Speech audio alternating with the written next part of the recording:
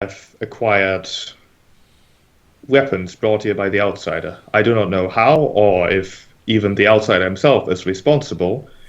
However, that is the only way I can explain bandits being able to successfully fight the Teninum there. The Golds, as benevolent as they would like to make themselves seem, are among the most territorial. I've not heard of a single one that wouldn't fight to protect his territory, and if they've stopped fighting, that means they lost.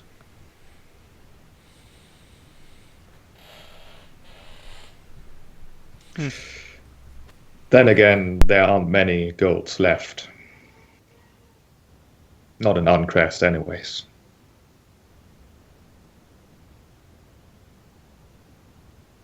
And the people they're living with the Oracle aren't exactly fighters either.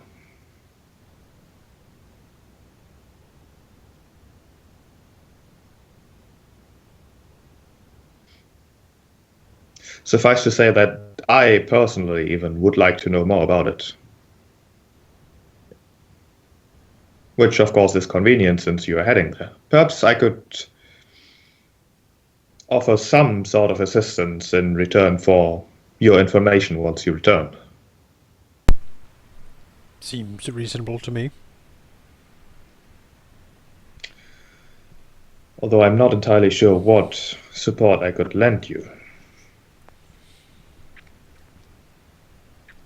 I do know of a group of former entertainers who have gone into the fishing business, but their ship will not be much better than what I believe you have currently chartered.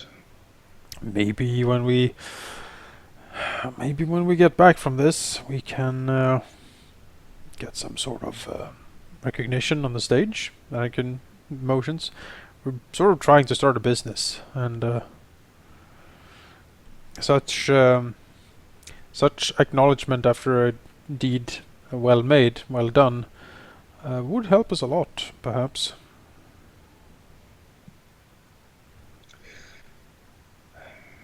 She frowns a bit.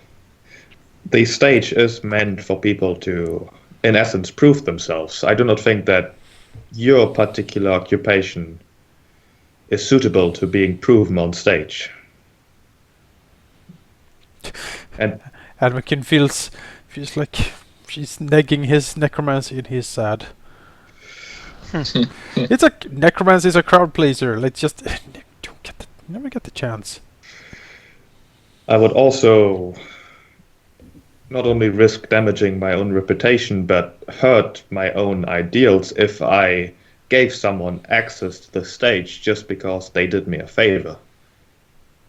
When I took this job, I took it promising myself that I would allow those to perform that I think should, rather than those who do favors for me. That said, I do think that I can give your reputation a boost, if that is what you're looking for. I do know people who might be willing to speak well of you. Especially if you do indeed manage to help out in Crest. In which case, I do not think that I would have to do much myself at all anyways.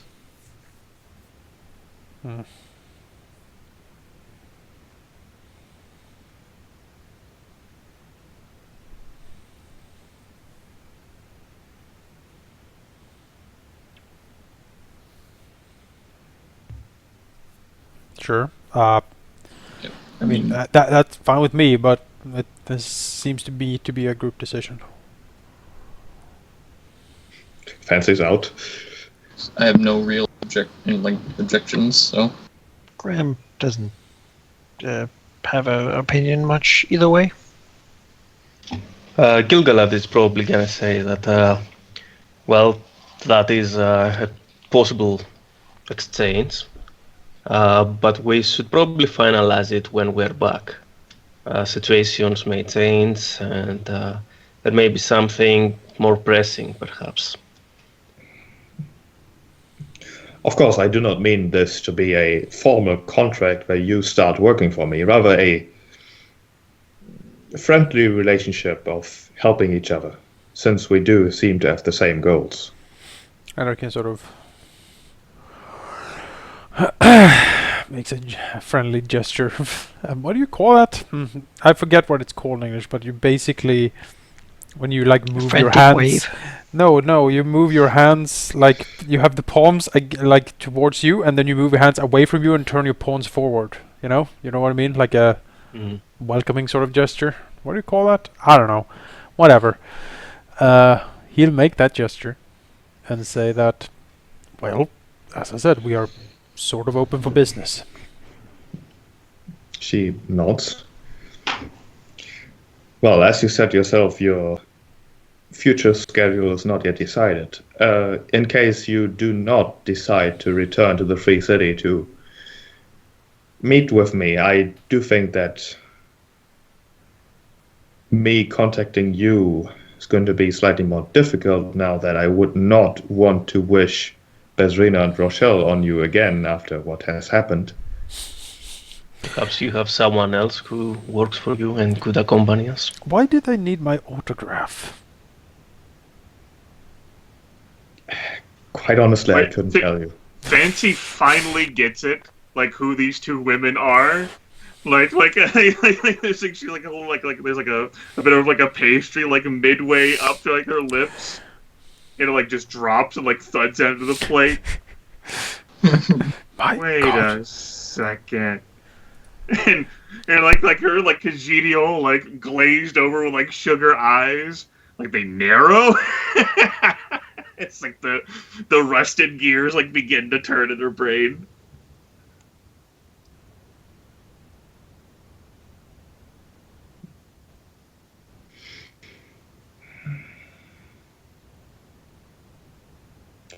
Well, in case you do not return to me or decide to not interact with me ever again, she kind of glances to Fancy. Do at least let me tell you who has contacted me recently in asking for help. I do not think that I can help them in any meaningful way, but perhaps you might be able to, at some point. There are, for example, the Cloud Dragons, currently preparing an expedition into the mists. They want to go there to map supposed islands that have appeared somehow. It is a second expedition, in fact, since their first one disappeared. The fact that they are actively looking for outside help and intend to take a rather slow and methodical approach using ships worries me. It is not their usual way. I do not believe that they are not just looking for excitement as they usually do. There's something far more serious going on. And if it's serious, and also has the Cloud Dragons involved, then it must be serious indeed.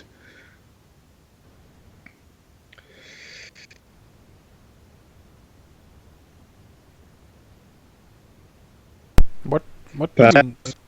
Hello? Hello. Sorry? Yeah. Sorry. What do we know about the mists? Are they deadly? Hello? Hello? Well, Dimmers would probably know. Hello? Hello? Yes, we I can don't know hear you. what's... Nope, we're good now. Are we? Should be. I can I hear can you. hear you all fine. I think so. Sheep sounds Okay, like he's we're on good. the way. I'm what? You're fine. Okay, good. Dimmers would probably know at least a bit about the mists, considering that he traveled through them at least once, probably exactly once. Yeah. They are not just ordinary fog, although from a distance it definitely looks like that. The way to the continent here is a bit, in a sense, non-Euclidean almost. You don't just sail into the mists and then out again. There are a lot of twists and turns that have to be done to actually go through it. There have been Terran who have flown through it, but they are few and far between, essentially. There are even fewer, basically in the half a dozen, who have not only left the mists on flight and also returned to report from the outside. They are a natural, perhaps not quite natural barrier that separates the continent from the rest of the world. To the point where for pretty much thousands of years, the people living here have believed that this is all there is to the world. The area in the mists is even less explored than the area outside of the mists, because it's incredibly hard to navigate. There are storms, there are lightning, there are whirlpools and monsters, and all kinds of things that can't be explained in any way whatsoever. The mists are generally considered to be a sort of protection put on the continent by the Lady of Rainbow Scales, although more or less skeptical scholars have come to call it simply a clashing of magical currents or something like that. Islands just popping up inside it, certainly not really heard of ever, considering that there are not supposed to be any islands in the mists. There are maybe rock spikes large enough to be a danger to ships, but no real islands. We'll pipe up, talking over the mists. He says, hundreds of thousands of people died there. They're a very bad place.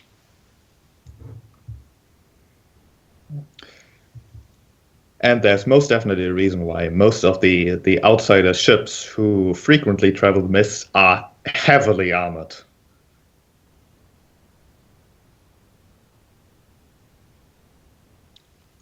Graham nods. He says, they say that they have gotten better from when we traveled, but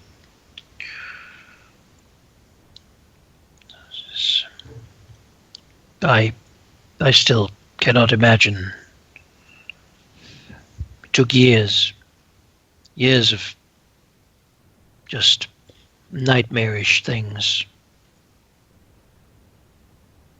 Charlotte nods a bit.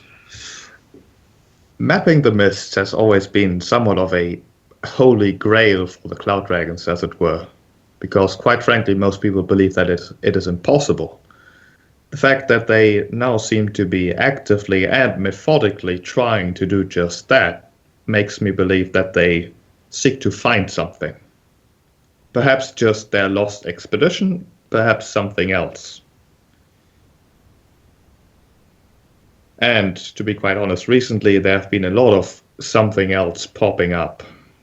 If that is another phenomenon related to the strange things happening, then perhaps it would be beneficial for you to be at the front lines. And there's, of course, also the consideration that having the assistance of not only a single Cloud Dragon, as I believe you have, but the entire organization would be an enormous boon. The Cloud Dragon Post, of course, does not transport cargo or people. However, they are only a reasonably small part of the organization.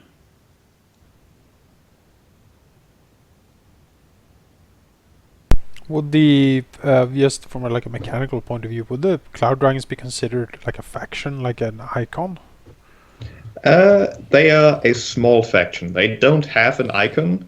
They kind of isolate themselves apart from the Cloud Dragon Post, and don't really exert much influence on things usually. Okay. They are a group of like-minded individuals who usually do crazy things. Most of them are Tenerim, but not all of them. There are groups of, in quotation marks, Cloud Dragons, both in Crimson Peak and also here in the Free City, which are basically people building flying machines. They have been accepted to the Cloud Dragons. Because one of the prerequisites is to be able to fly. And since they kind of could, that was good enough. If you can fly and you're crazy, welcome to the Cloud Dragons. Sounds like an organization we want the backing of.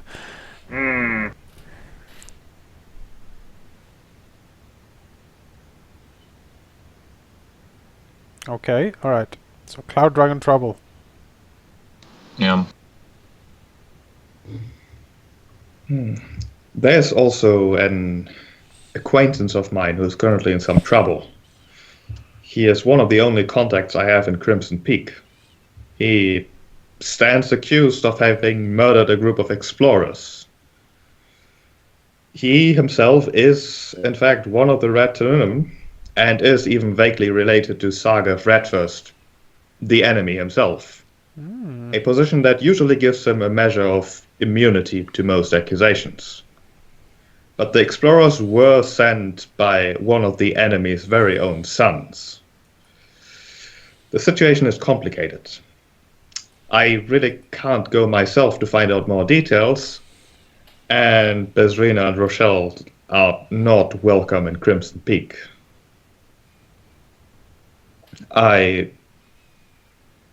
Unless something is done about this, not only will I lose my only contact in Crimson Peak, I will also lose a reasonably good friend.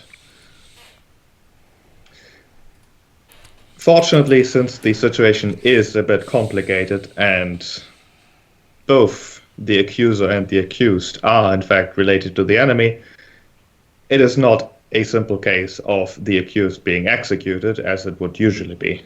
There are investigations being taken place, but I would certainly like to have someone I know would actually try to defend my friend.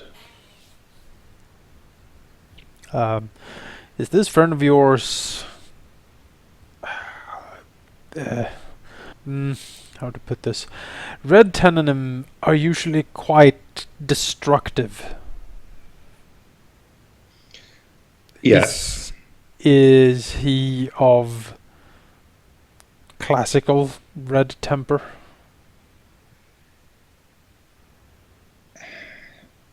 Well, it is true that the Red Tenuem do like the occasional violence, but they are not mindless killing machines as many think. He is perhaps not exactly patient and nice to be around, but he is very passionate about things. It is very plausible that he did, in fact, kill those explorers in a swing of rage. However, it would be rather unfair to just assume that he did that just because his scales say that he might occasionally turn violent. But he doesn't have a reputation of like burning the villages and scouring the countryside. Most of that reputation does likely come from the fact that he is somewhat vaguely related to the enemy himself, who in the past has done exactly as you suggest, yes. I do not believe that my friend has done anything like that personally. Mm-hmm. Because we wouldn't really want to necessarily defend a bad guy, so to speak. Alright, okay. So we have trouble in Crimson Peak. Legal trouble.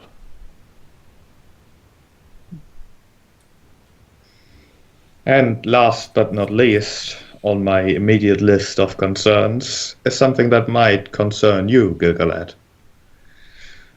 The jewel sands are growing busy, I heard. There are, of course, rumors of a supposed attack on Respite, but those are hardly uncommon, nor are they what worries me. There are also traders traveling to and from Respite reporting being attacked. Again, hardly uncommon.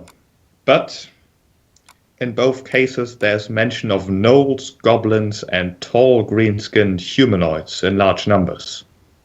Of course, small tribes of gnolls and goblins have been used by the Blue Tenuem before, but never in large numbers or in anything resembling organized armies.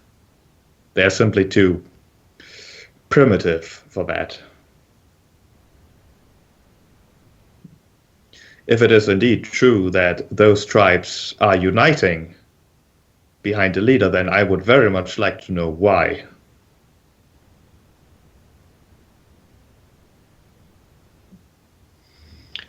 Gilgalad will nod and say, Goblins. That's interesting. Thinking back to it, does Gilgalad remembers, any sort of real trouble from goblins in the area? The desert certainly is home to not exactly goblins; those would stick perhaps to the base of the mountain range there. But gnolls do definitely live in the desert. They do, as humans do, chase the oases there and occasionally clash with them. But they can't really be considered a sort of civilization or civilized or anything in that form. They are not really acknowledged as such by anyone, really. They are small groups, and they have been used before the humans arrived as kind of pawns by the blue tenem in their games against each other.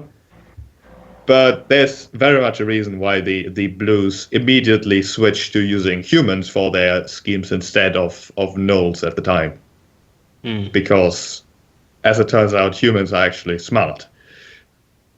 And that's occasionally a good thing to have in one's minions.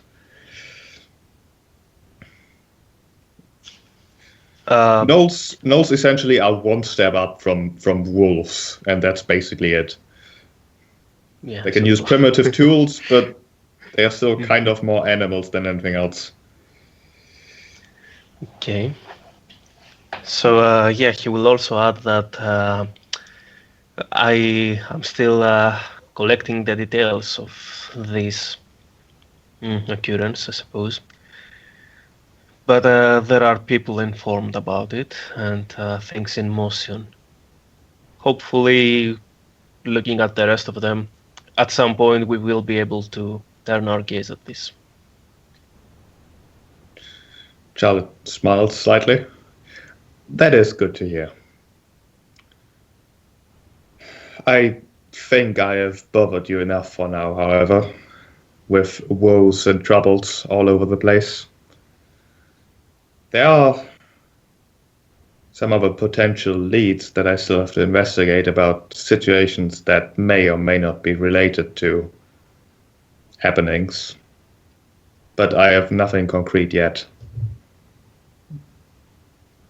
Of course, if you're simply looking for ways to earn some coin or make some friends, then I can ask around and see if there are other people having troubles, but those are the ones that seem to be the most pressing, at least in my mind. Anarchy nods. Understood. We will make our attempt for the mountain and return the artifacts. After that, we will consider our options. She nods.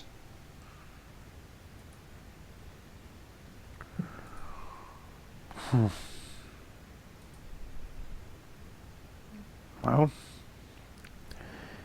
if no one has anything else, I guess that's it.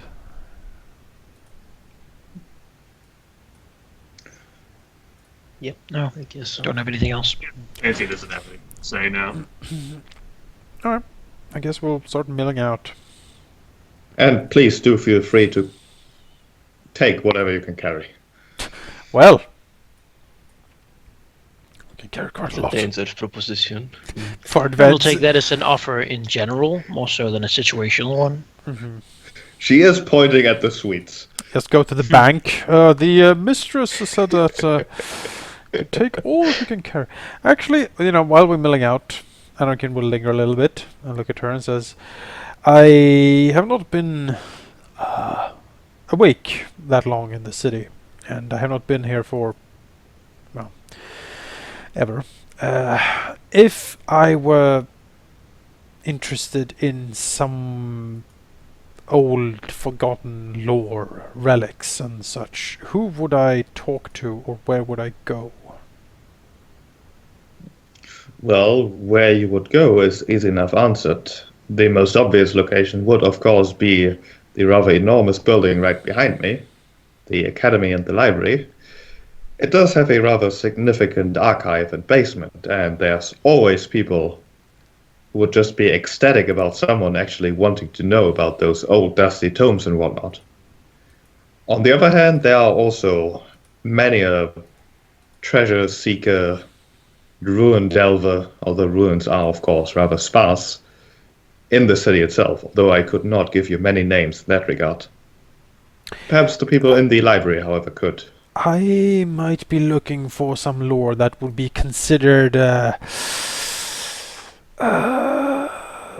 not fit for public distribution.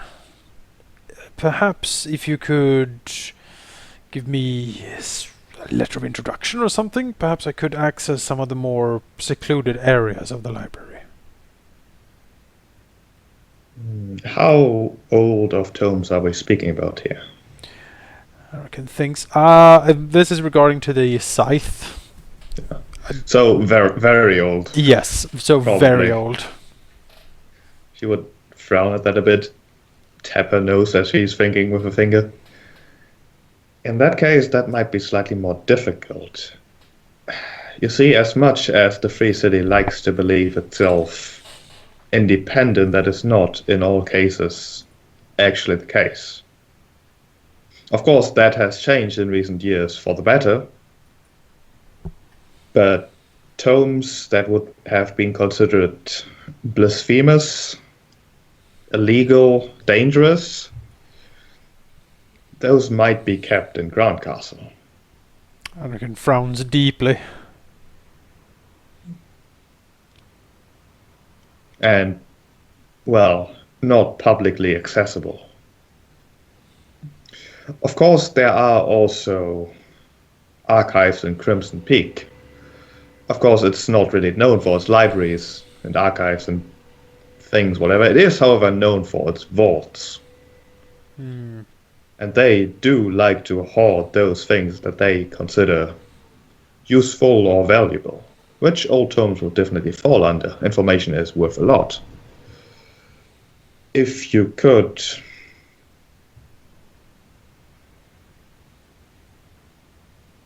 acquire a friend in a high enough position, you might be able to gain access. But how you would do that, I'm not entirely sure. My own acquaintance in Crimson Peak is not high enough in the hierarchy to be able to help you, I think. His accuser would be, but I would rather encourage you not to try to sacrifice my friend for your benefit. Well, no.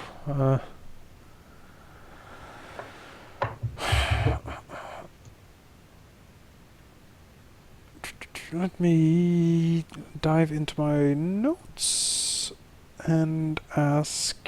Let's see if I can find the name quickly.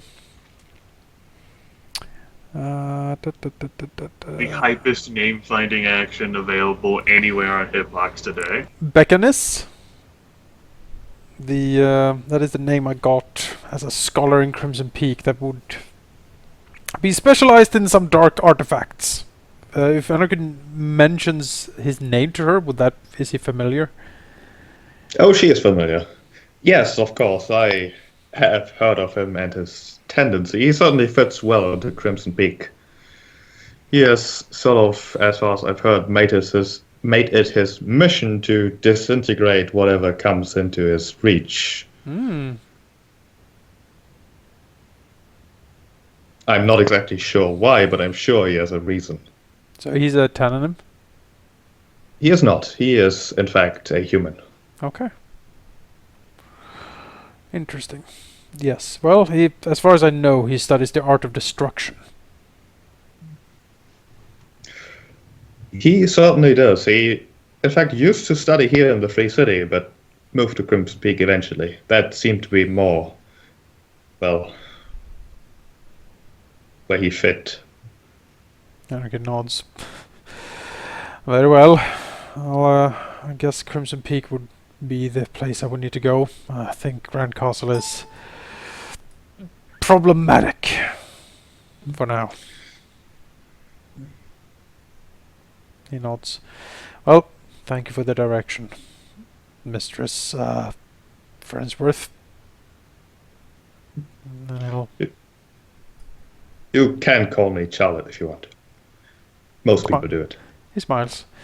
All right then. Thanks. He has a slight bow, and then he'll hurry after the others.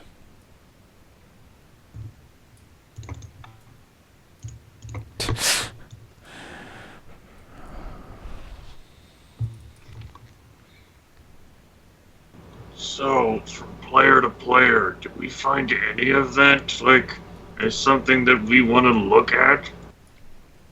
Personally, like before I even asked like the lore stuff, I would be interested to go to Crimson Peak because it seems like such an interesting place. Well, my character obviously has, something that's very personal to him. Yes. As a player, though, the most interesting one to me is probably the cloud dragons thing. Exploring the mists. I like exploring things. It doesn't. The mist thing doesn't seem relevant to me at all. I'm with Jonas on this one. We've gotten a flag to go to like Crimson Peak before, and that sounds of interest to me. Yep. Jake? That is a second. I have no real preference, honestly.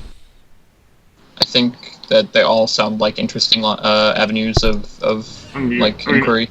I mean, obviously we're not going there today, but just Right. yeah, I'm just curious what you guys thought about it. I would not be sad about Crimson Peak. Mhm. Though the thing we're doing there, allegedly, like helping a tenant who might have Yeah.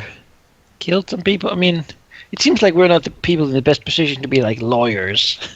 But maybe that's also not the kind of help suggested. I think Demez can totally help on that. Representing me will be these domestic terrorists. phone. Like, oh. Fucking phone, shut up. But Well, Crimson Peak would be the place where our special kind of We did it to make people fierce, and then we'd be ready for it. and they'll be like, you're totally the right people here. Find some acceptance there, you know. Yeah, exactly. That's what I'm thinking. Speak for the dead, and they're like, okay, sure, Ah, Great. ah. come join the endless hordes of doom. Mhm. I mean, sure, Grim doesn't have. He doesn't have a huge emotional impact on from either of these suggestions. Other than he doesn't like the idea of going to Mists because there's a terrible, terrible place, and the worst memories of his life are probably from that. You know, seem like 9/10 of your people just like die over the duration of a couple of years from just exposure to that sea. It's probably, yeah.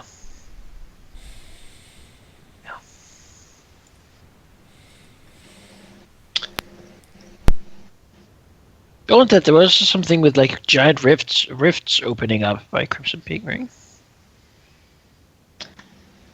Yes, and the Reds and the Cloud Dragons have been trying to investigate them. There's a lot of activity going on up there that seems to me to suggest. Well, first of all, it seems very connected to Anakin's plot line, so that would be one reason for him to go. But it also seems to sort of connect up to the meta plot with the whole Cthulhu thing that has been going on. It seems relevant. Underdark exploration. It seems, as Grimmett said, more relevant than the Cloud Dragon expedition, although that one too could be very interesting. Yeah, the reason I told you that it's because I, as a player, find that interesting. Not relevant, interesting. The desert, I don't know, could be interesting. It's not far away. The elf exactly. king, the elf king is. They have a whole kingdom. I know. I'm like, he could probably handle gnolls. Like, he's an elf king. Like, come on, he can probably. They got like tons of people. Not their shit. I mean, it's not going to be a great time over there, but If something, shows up and gives us any clues that there is something relevant going on there to the whole story, I mean. I like blue dragons. That's like my favorite type of dragon. Nice. So I would love to fraternize with the blues a bit. They're so great. But And I, as a player, really want to actually see what respite is like. You know, because sure, Giant Gilgalad beetle, knows, beetle but armor I promises a lot. It's a lot of chitinous carapaces. You know, just culture shock. Mm-hmm. But it is very far away. It's hard to justify. It is literally the other going, side of the world. like, going there. Unless, I mean, even if we're in Crimson Peak, it's not. Then it's slightly closer. Mhm. Then we'd have to go through the Rift Canyon, and then the Dragon Brook, and then the Wilderwood, yeah, the that's Storm exactly the thing, Side yeah. Mountains, then the Jewel Lands, and then we'll get to Respite, and then everything The will be way- over. Yeah, the way I see it is basically a thing that we will eventually go to. Probably not the we next might thing that get we're there doing. sometime, yeah. But I don't think it's really in the scope of the next couple of things we're doing. Yeah. I Probably not. have a tangential side and sad note. I have just received a call from my ISP, my internet service provider, due to the hardware changes they're making because the company was bought out. My internet is going to be taken down. They said within the next 20 minutes, and I don't know when it's coming back. Oh God. Oh dear. That's pretty fucking bad service. So, Hey, at least they're gold. the ideal estimate that I was given was 6 p.m., which would be 2 hours and some change from now. Oh. Would be when it. So at session end. Yes. Oh. On the bright side, they called in advance. Yeah. Yeah, I would you be get so 20 minutes upset if warning. my ISP called me like that. Yeah, My Oh ISP yeah, that would be thing you're wonderful. using right now. Well, sucks to you. Yeah, I'd be like, well, you can't do that. I'm the not major done with it. telecommunications network got bought out some months ago, and so there's just been a massive overhaul of like hardware as they've been like replacing the servers and like the fiber, the network effectively. Uh-huh. So I've had a lot of disconnects like this. Mhm. Just thought I'd lob that out there. So when I win, I vanish. Guess Alright. she's It gonna can be be so complex. preoccupied with taking care of all the people that That's right, Fancy the shepherd of pilgrims, the fanciest pilgrim shepherd. She'll be like mother henning them, fussing over them and Yeah. So good luck surviving that sailboat trip, sucker. I'll probably live, but be stuck in the ocean. if anything happens, I just jump overboard and that'll be that. Just grab my hand and Yep. We have to just tie a rope between us. So, is there Together we anything can else do we're it. actually looking to do in Free City? Because we have actually, spent 3 days, it's been, organizing the expedition. Did anyone receive, any other sort of, all points bulletin that they need to address before we leave the city? Or is there, anything you want to purchase before leaving one of the largest cities in the known world?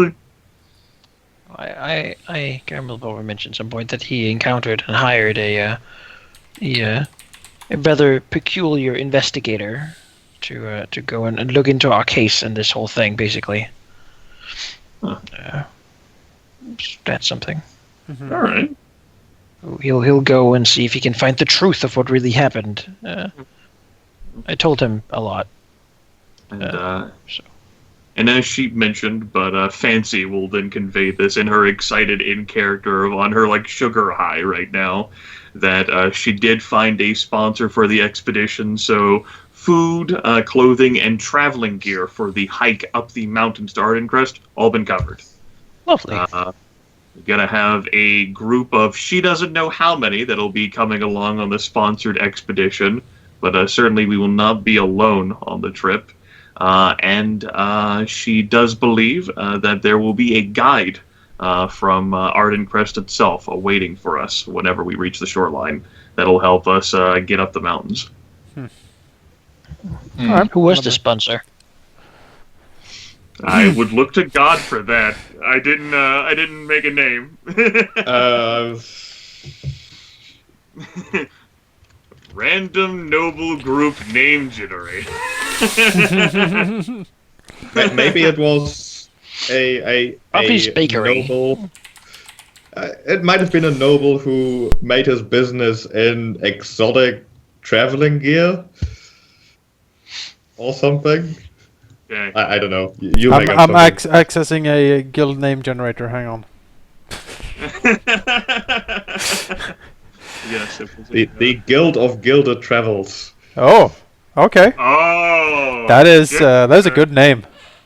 Yes, Sheep was sad that I generated that with a 6 instead of a 5, and I said, hey, not all noble connections result in headaches.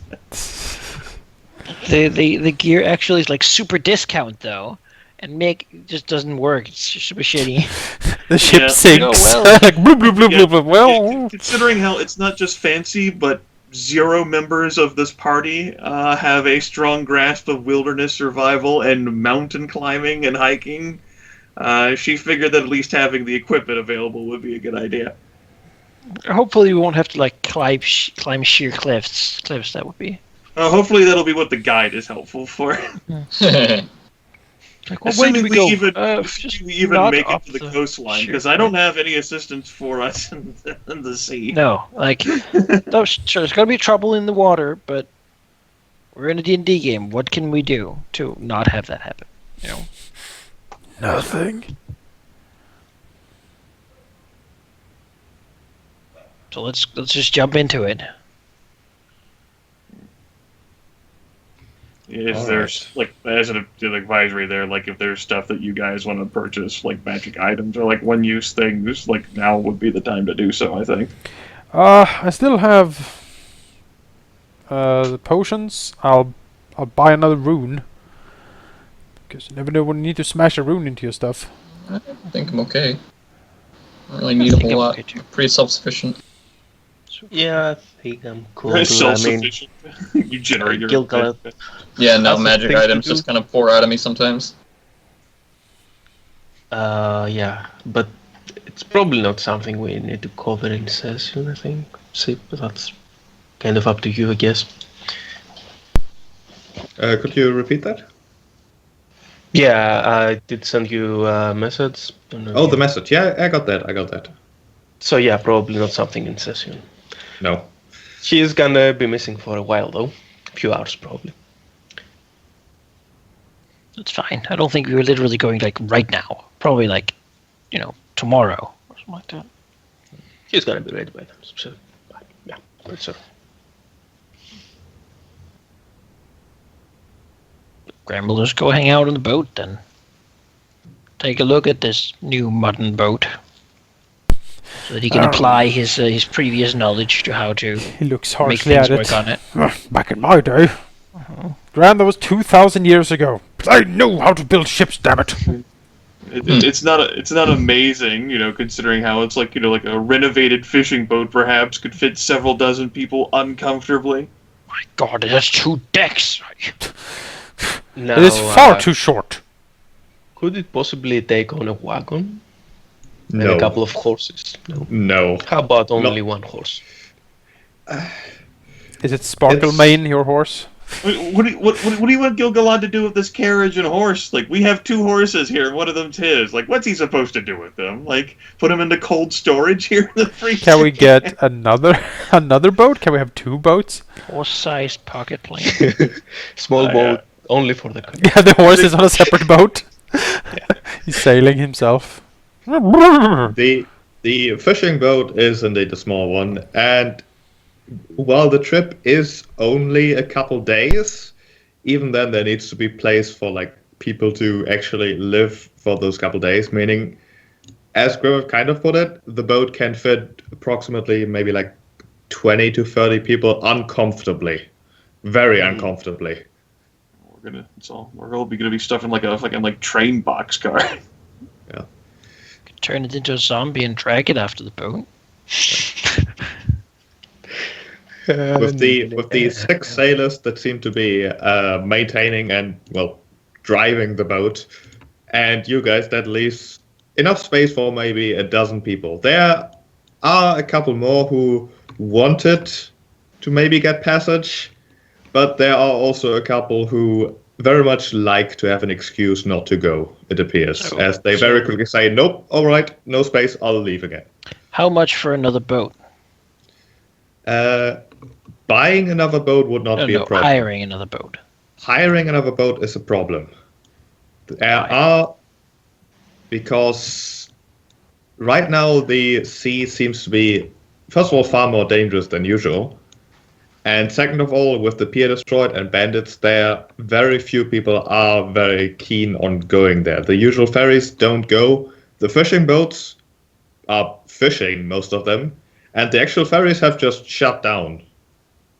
Acquiring another boat would be difficult. Maybe my 6 with the Doom could be Graham doesn't care that much. that they hunted Well, I mean- undead pirates, and now they have the boat of the undead pirates, and it's kind of stinky with undeath on it, so no one wants it. But we can take it.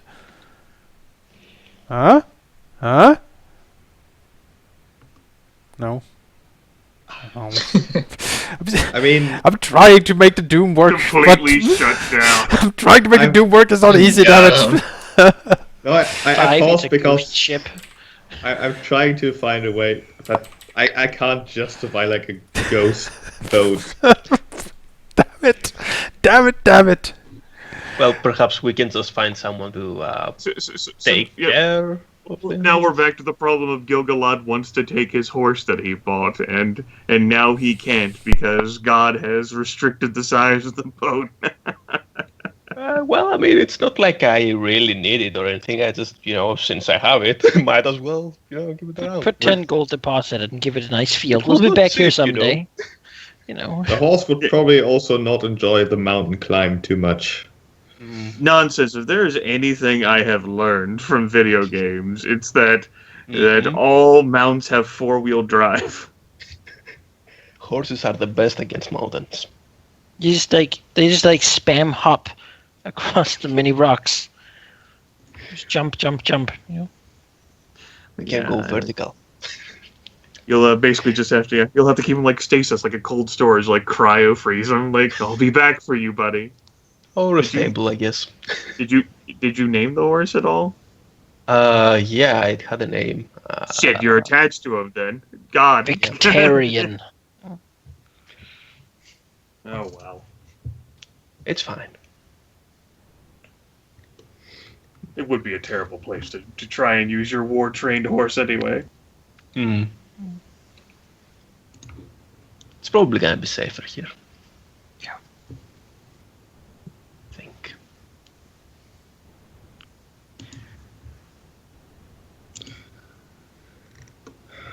So how much will it cost to have someone taking care of them? Well, that probably falls under fancy sponsorship, taking care of things that you can't take with you. Oh, nice. Fantastic. Great. Fancy Manette, the problem solver. We did it, guys. We did it. All right. Let's get on this boat. Maybe it ties in roleplay wise after all. Fancy's been constantly downing potions of rejuvenation, and now it's like the backlash fucking like hits her the moment we get on the ship. She's like, oh, I don't feel so good.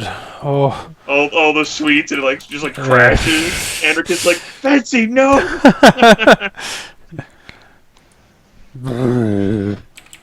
All right. Yeah. The boat, as said before, is not a refurbished fishing boat. It's a fishing boat. It has 2 sails. Seems in reasonable condition, although who can say how it looks below the waterline? The people on it look reasonably confident and such. They certainly look determined, which could be a good sign. Well, you, the sailors, and a dozen passengers, as it were, most of them having family there. There's one seemingly very determined merchant, intent to make a profit with jewelry, cheap jewelry at that, and gems, cheap gems at that. But, those were the people who showed up.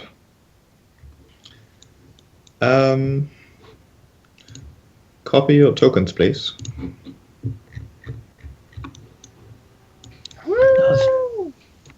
Now remember, don't Copy. cut the token.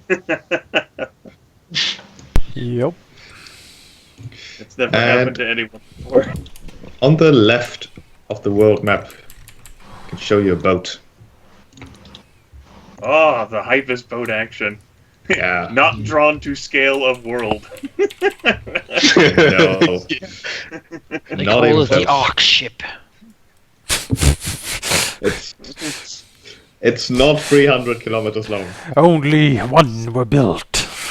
Just put a boat from the free city all the way to the Arctic. With For the my- Sterling holds on the other side of this vessel. We just- We must go to a journey to the kitchen, my friends. 3 weeks. How will we have enough food horse. to make it to the kitchen? Cue the scenes of us walking over like the deck, like the Lord of the Rings, walking over Mount Caradhras. You know. Mountains of bottles. Rope. It's Saruman! Must go through the cabins. My cousin lives there. The mess! feast. The mess can't take it!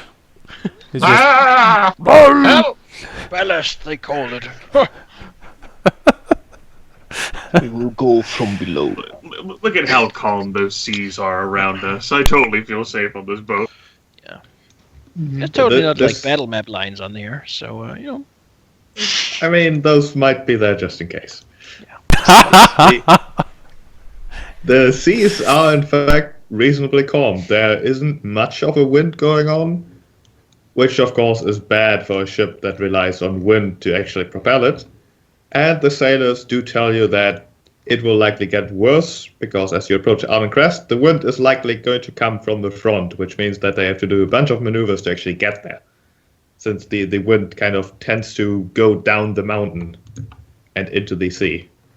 They will also tell you that their route used to be already somewhat iffy at times, because in between Summit Isle and the Fenwood, there's a very narrow corridor where boats pretty much have to go through. One, because approaching too close to Fenwood is a bad idea, not only because of the willows, but also because of the things there. And two, because it's very much ill-advised to the point of illegal to approach too close to Summit Isle. Any boat that goes there has to have permission way up front. So there's only like a couple kilometers of a passage that boats have to go through. The entire Nice. trip. Sorry? Sorry, you were still talking. My apologies. I was basically done. The entire trip, the sailors say, probably going to take 5 days. Demez, it's time to forge claims to sail near Summit Isle, and we'll put it at the front of the ship. Well, how exciting. Pull out your forgery kit. Yeah. Sounds like a plan. Yeah, that shouldn't be too much of an issue. So, any of you have a seafaring background to help these sailors out? No. I would argue for my I can say- insane background, as I spent quite a few years at sea. But the ship is so unfamiliar to you in its design. It is. It doesn't have oars.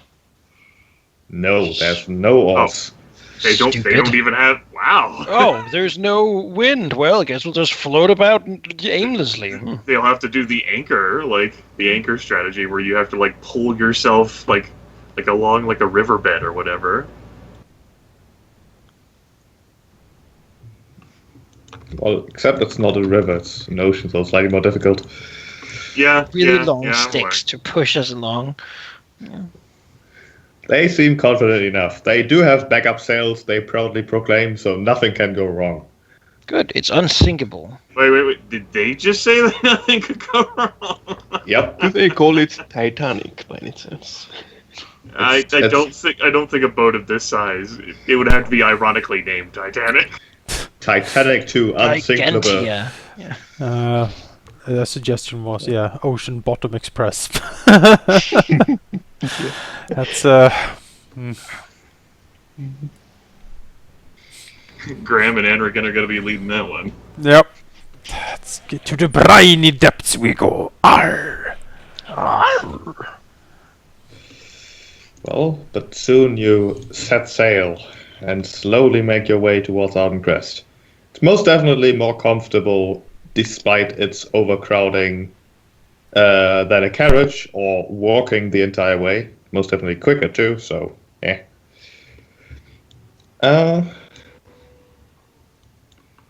Initially, it's not really much going on. You do see going out of the Free City pretty much straight north the fleets of fishing boats and even the occasional proper warship, easily identifiable by the fact that it has pretty much enormous ballistae, a metal exterior, and just generally looking rather menacing. Demes would, of course, know that compared to the outsiders proper, like galleons and flagships, they are pretty small, but compared to the fishing boats, they look rather menacing at least.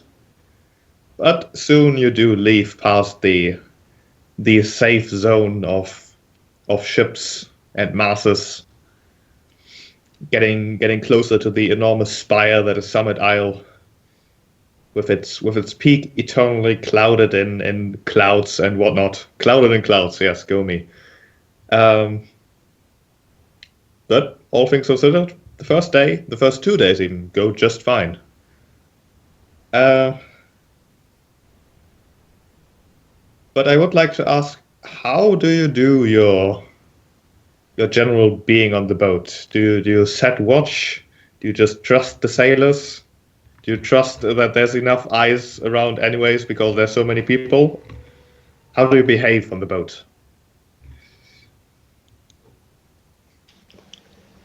Gilgalad obviously trusts the sailors to manage the ship, but not so much, to oversee any possible danger as they are probably busy managing the ship. So he probably keeps an eye out, especially having heard the rumors of possible beasts and the likes roaming this particular route, I guess. How good are these sailors? What Graham think? Well, give me a sailing check. All right. I would argue for my holy thing background, and I suppose that would be what attribute would you say for sailing? Well, to judge someone's skill, I would say wisdom. Wisdom. Okay. And I think the Holy Fane works. You've seen how proper sailors act, even if it was on a different boat 1,000 years ago. I'll judge them even if I'm not good at it. They look reasonably good. They certainly know how to read the wind. The captain seems to have an easy time keeping the crew disciplined, as it were, because they don't need discipline. They are working together as a team, which is always a good sign. They do make mistakes here and there that even Graham can spot, like missing a rope or tying a knot not too well. But if things stay this way, they should get you there, no problems. When Graham sees a mistake, he will, without many words, send the Etterling to fix it. And he'll basically keep a close eye on what's going on the ship, and that they're doing things correctly, and that we're basically making good time as best we can. The Etterling will go around doing the things that he tells him to do. Simple orders like take that, put it there, that sort of thing. Yeah, time you're certainly making, although as slow as predicted by the sailors. Slow enough that some of the passengers have even started, building makeshift fishing rods and trying to, catch fish. But then... Sorry, yeah? You asked us all, how our PCs were handling this. Were we still in that phase? Yes. Alright. Fancy's doing this horribly. This is the first time she's been on a ship. She was initially pretty excited for this adventure. And then the day of disembarking and leaving is when all of the sugar that she had consumed from the picnic, and then all of her immense fatigue from organizing this expedition just sort of crashed. And she really recognized that she was not comfortable with being on a boat at all. And so happy-go-lucky, fancy, excited adventurer has now turned into, I don't want to get up, please. Why does the boat keep rocking? Make it stop, Fancy. Like laying down with like a blanket over her head.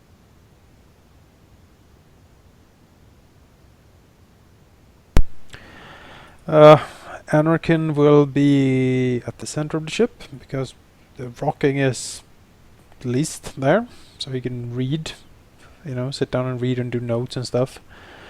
If he's in the way there, he will try to basically move to the front and sit there and sort of gaze outwardly over the ocean as they leaned against his rod. Quite heavily. He seems tired, looking at the mountains, maybe worried his old home is not really near, but his old home is definitely in that mountain range, so to speak, so maybe he doesn't feel that a little bit.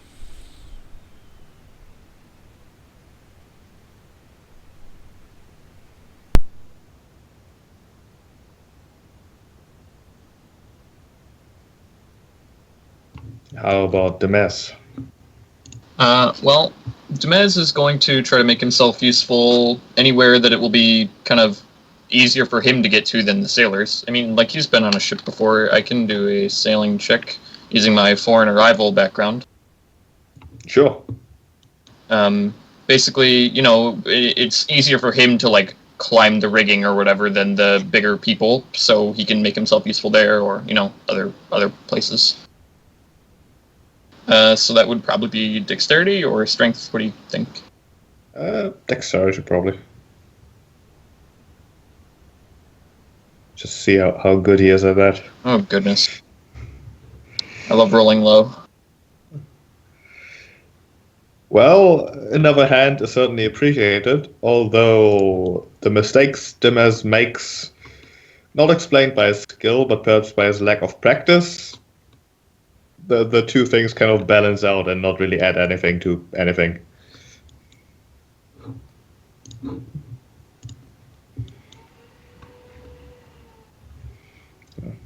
Good work, not really adding anything to anything.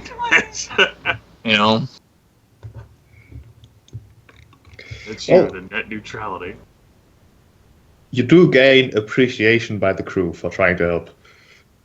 And even more appreciation as soon as you try to stop.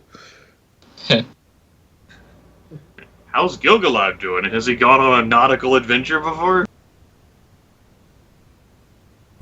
Well, Gilgalad probably hasn't really gone in a nautical adventure, I guess.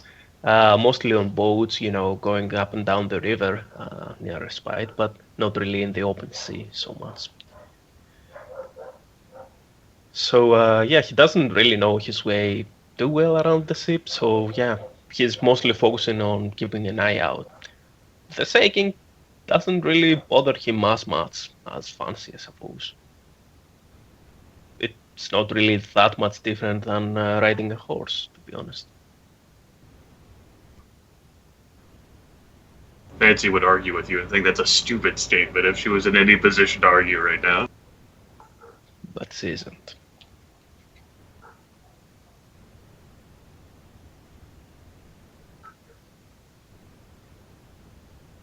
Although, maybe she doesn't have to feel that way because I haven't been disconnected yet. Maybe my ISP has been... Goodbye. What timing? That, please say that was it, because that timing was just perfect. Thanks. Quite amazing. You angered the gods of ice. Wow. Guess she does feel that way. Oh. It was the sound of Fancy passing out completely. Yep. That was funny. That's great. Couldn't have planned that better. Could not have planned that better. Oh, over the ocean we go. All right. Who would be on the deck at night? Always on the deck. I don't trust these lower decks. So there's The not something a ship should have. The lower decks are a bit wet also. Yeah. Do Is they there have, actually a place to sleep or something down there? Like, Exactly. would we have Is like that- a place for ourselves to be at night? Not exactly a place to yourself, but there's basically a bunch of makeshift hammocks and cots just slung all over the place. Uh-huh. In the big room there, there's usually just be fish, I suppose. Yep. Smells of fish a lot. Yeah, Anarkin wouldn't be down there if he could help it. Well, I mean, how late at night? Because Gil-galad has a certain prayer to do during, the night, basically, up to the late hours. But at some point, he's going to sleep. So Well, if it's too around late, midnight. no, he's probably up to midnight. He's probably going to sleep around 2 a.m. or so. Well, roll me a perception check. Anyone who's awake then. Also, Dimmers is not on the boat apparently. Oh, you know what? I copied my token, but never actually placed it. To be fair, he didn't say the best. Suppose. Let's see, a perception is wisdom, right? Yes. I would argue again for the same background as last time, for the same reason as last time. There was lots of sea monsters in the. I've been used to spotting things at sea. I could Okay. maybe argue. Apparently not that well. I could maybe argue for Anarkin's traveler of many roads. He's been traveling to and fro. He knows to keep an eye out at night, especially because there's a lot of crap out when you're out traveling. So you would naturally have a waking eye, basically. Okay. And I would probably argue for, my guard position as Gil-galad is obviously trained to catch, the unexpected fast movements and glimpses of the night, especially. Like he's kind of trained to, be prepared for ambushes and stuff like that. So let's see here. It is Yeah, that's okay, Telspa. skill plus level plus rank. No, ability mod, I mean. Wow. Yeah. I suppose that's the time to get them over with. How about Dimmers? Wait, all of us roll too?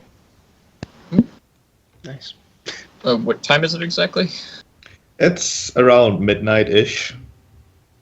Dimmers is probably asleep. Okay. Well, the night seems as any other. The waves, I don't know the English word, hitting the ship. That's a word.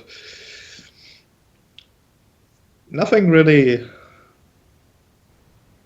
extraordinary seems to be happening until everyone basically standing on the deck will inevitably notice the The ambassador of peace that arrives.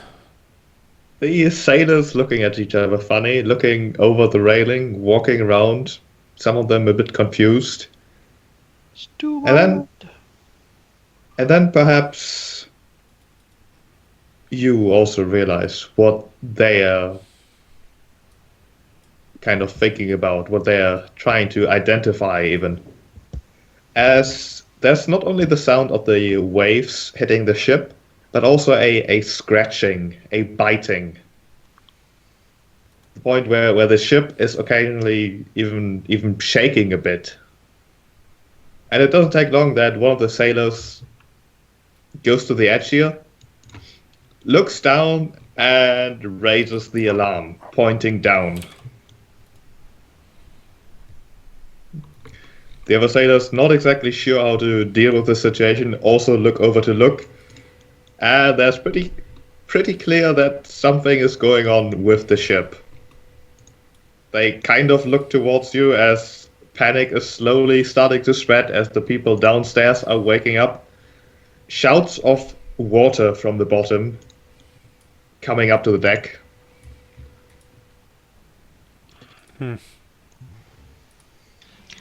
And last but not least, the sailors jumping to the back as a creature seems to crawl up on the ship.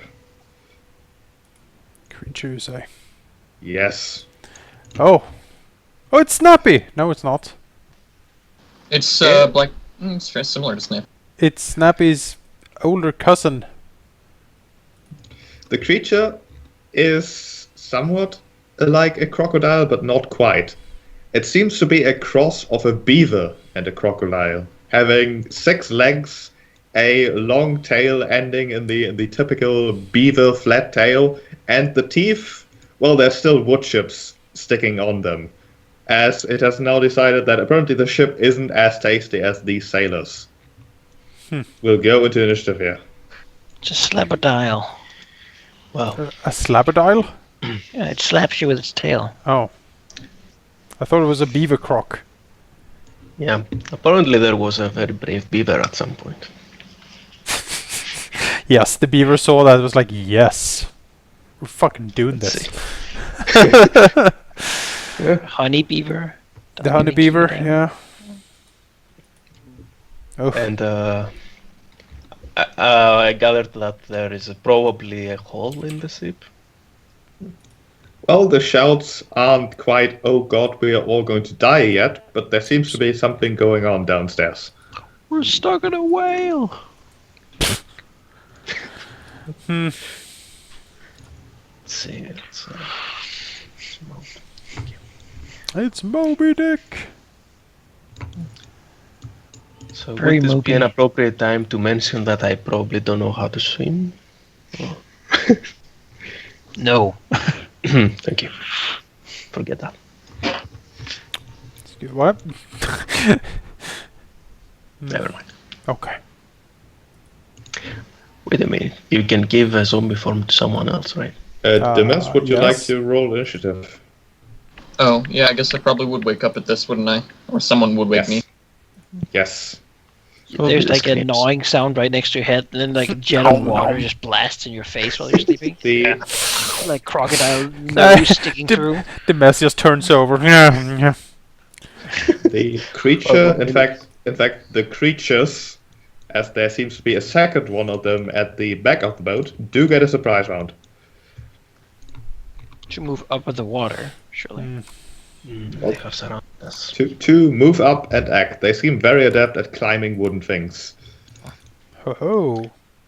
Did we all save initiative? So As the one in the back will immediately go towards this sailor and bite him. He is just cleaved in half. The other one will do the same thing. Moving to this one. No, because it started in a place where I can intercept it, so Edling will be there. It's a surprise round, though. I don't That's think true. you, I you guess, can yeah, intercept that's a fine surprise then. round. This sailor, yep, he's gone. Alright. Then it would be this guy's turn again in the normal round. Mhm. As he will move towards Demes. And also bite at him. Missing terribly. Teeth hitting the deck instead. Whee. Bram. Oh, get on this one. And use a Smite Evil, my once per battle Smite Evil.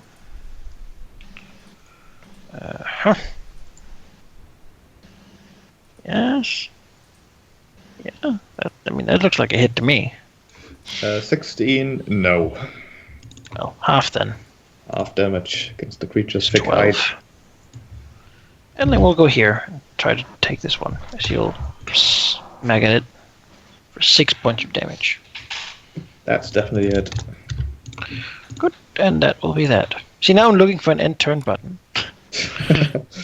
Well, the sailors are basically trying to stay away from all the things as far as they can at this point. The initial shock being over. let's see. Well, actually, I have a new thing which I might want to look into. So, Do these things look like they have 75 HP or fewer? No. Damn, Death too knell. lively. Well, not exactly, but you know. Super So death knell. I will take a step back, which probably doesn't count as a move action, right? So You I can will move convert. inside your square freely. Yes. So I will use my move as a quick action to activate my invocation of protection, which kind of shield us against critical hits. Mhm. And then I will use my real quick action to activate a prayer, which will call a shield of faith on us, shielding all the PCs and the other links, since Fancy is probably resting near a bucket downstairs. Yeah. It's probably Fancy wrestling a crocodile. seems out of it. Giving us all +1 to AC. Did Idling get it as well? Yes, yes. And then I will focus as my standard action.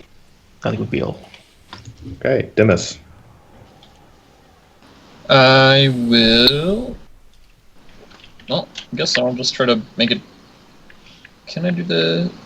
Remember your +1 to AC if you didn't check it. Yep, I will do it in a second. Alright. And I'll try to make it bleed here. Yep.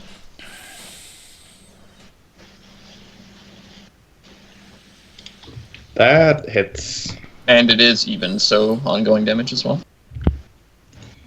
6 ongoing. Do you get your Okay. sneak attack on this? I think so. I think I should, yeah. Or is that already in there? Nope, it's not. Oh, Okay, impressive. 1 extra damage. How much sneak attack do you have? I reckon. 8. Oh, you know, we're level 3. I should increase it. It's, I think. No, it's still 1d8. How? Are you sure? Because on level 3 most things increase. No, I get 1d4 at first, 1d6 at second, or I have the improved one, so at second I get 1d8, and at fourth I get 2d8. I wonder how dangerous these are.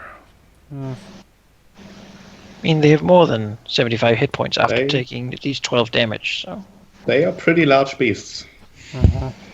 Do you think more things, if Anakin takes a look over the ocean, does it seem to be something else out there? Is it something even bigger rising up? Give me a perception check. Sure. No, there's absolutely nothing down there. Ah, except there- large black shapes, but Okay. those are always there, so they're fine. Alright, there's only horror down there. But that's nothing new. Well... We're not gonna open up with my incredible heavy hitter just yet, because I'm not exactly sure what we're up against here, so I don't want to blow that the first thing I do. Instead, we're gonna do a little bit of Shanta Bendings. Going for the Adarnak. That has the lowest hit points, which would be the one that has been damaged. Yep, the one down here. That's right. Yep. Be 60 versus PD. That is a miss. Okay, never mind then. Nice damage on that will, though. It does a lot of damage. I can't aim it really, but damage is nice on it. This one up here has the Adeling in front of it, and will bite at it with terrible roll. And then it'll try to disengage, because that thing is only bones. And that wants meat. 10 is not a success, is it? Nope. I never remember. 11, yeah, okay. So it's stuck there. Nice. Well, this one will go for the bigger target, which is in fact Graham. And misses these rolls. It will also try to disengage to maybe find a tastier target. And fails.